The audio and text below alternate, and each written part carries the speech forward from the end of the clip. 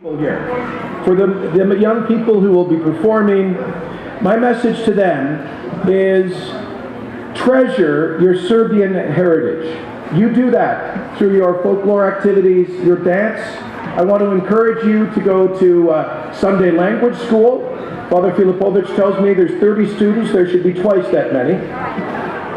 Your ancestors, your Serbian ancestors, for centuries fought against tremendous adversity, the tides of history, invasions and violence, to maintain their faith and their culture.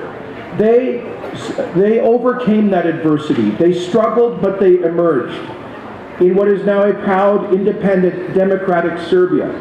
And you have an obligation to your parents, your grandparents, and your ancestors to continue in Canada to respect and transmit to the future your Serbian language, culture, and faith.